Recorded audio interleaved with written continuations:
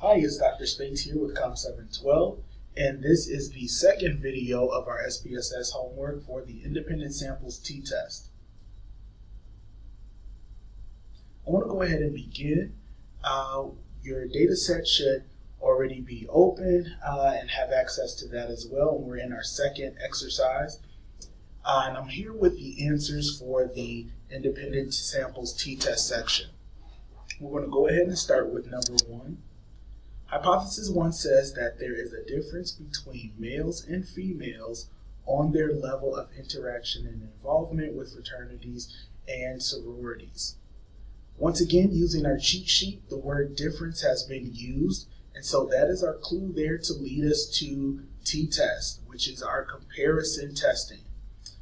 We also see a couple things that I want you to notice. One of those is that the groups that we're looking at are males and females, and that the variable that will change is interaction involvement.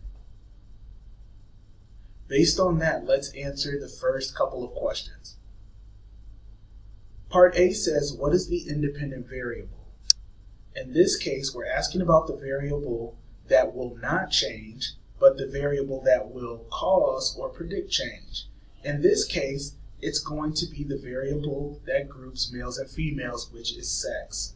So sex would be the correct answer for this question. When we come down to part B, it says, what is the dependent variable, or the DV? In this case, that's going to be interaction involvement, because that level, we're predicting that it's going to change based on whether there are males or females that we're looking at. So that is the dependent variable, because it's dependent on sex where the level changes. Part C says, what is the appropriate test to answer the research question? Again, our clues help us. The word difference has been used, as well as our theme for this week. And specifically, we're focusing on independent samples t-test. There are other types, but again, this is the most commonly used, and so we're going to focus on this one for this week.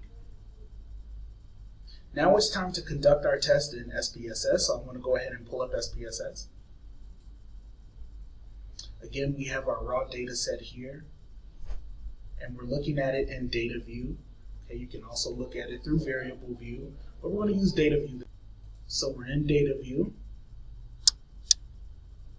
and we're going to go ahead and begin our independent samples t-test. So we're going to come over to analyze, that's our step 1, and go down to compare means. Then we'll go over to independent samples t-test, and you see several boxes are open. There are 2 labeled boxes here. You have test variables and also grouping variable. Give you a little bit of a hint. Our grouping variable, what it's asking for here is the independent variable, or the variable with the categories.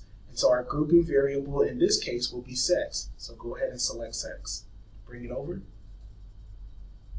And right now you'll see that there are 2 question marks that are in the parentheses here, because we have not defined our groups. In other words, SPSS is asking us to let them know how the groups have been defined, meaning the values used. And if you remember from variable view, we had a group labeled as 1 and a group labeled as 2. Okay, so we'll continue. And we have our independent variable all set. Now we're looking at our testing variable, or our dependent variable. So we'll scroll down here. Remember, we want to choose total. We're always working with the totals. Bring it over. And I'm actually going to go back for a second. So let's take this back out. Notice that if you have not completed all of your boxes and filled in things, SPSS will not allow you to run the test. This is a setup and a way of protecting itself when it runs in the system. So SPSS is helping you by letting you know you have not completed everything in order to run the full test. Okay. Notice that once the variable has been entered, now we are able to run the test if we would like. There are some options. In this case, for this test, there's nothing else that we need to choose, so we can click continue and hit OK. And here is our output. We have two charts that have been produced. The first one are our descriptive kind of statistics that help us understand the means and standard deviations. And we also have our independent samples t-test chart, which are going to give us three important columns. And I want to point those out to you. They are the T column, the DF column, or degrees of freedom, and the significance column. Most commonly, you're going to read this top row here. There are two rows, and the second row is there for another reason, for separate analysis.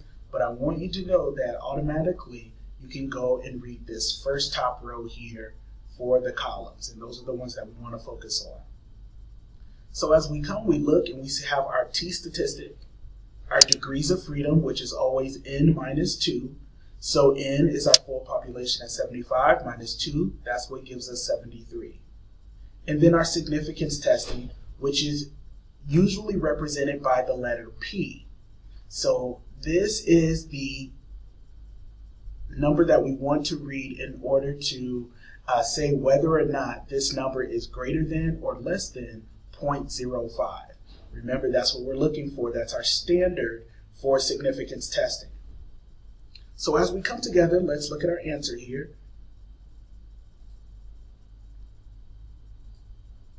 And when we come down to part D, there are several things that we enter.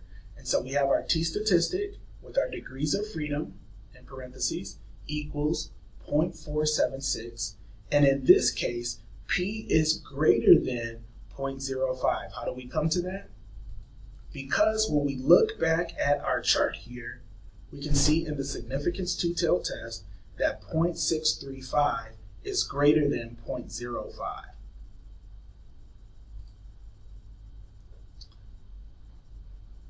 And so as a result, there was no significant difference between males, and here are the means and standard deviations, and females, and their means and standard deviations. Now here's what makes this very important for the independent samples t-test. P being greater than or less than 0.05 helps us understand the differences between the different groups.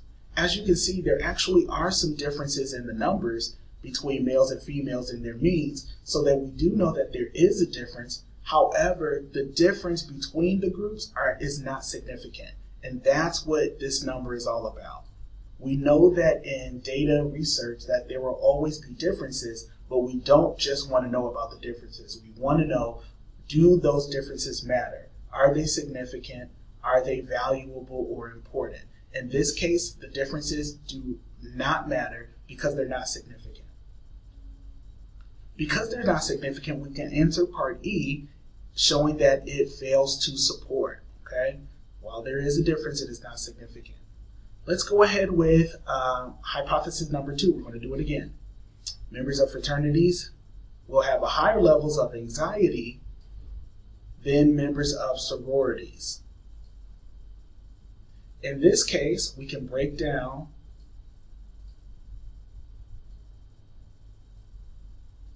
the different concepts here to see, again, we're looking at differences.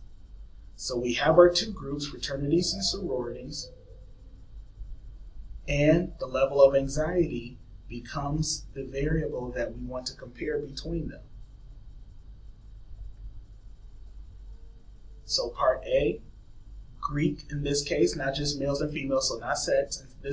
In this case, we're looking at Greek. And the dependent variable, the DV, is anxiety. What is the appropriate test to run? Again, we're looking at the independent samples t-test. And we're going to go ahead and go into SPSS.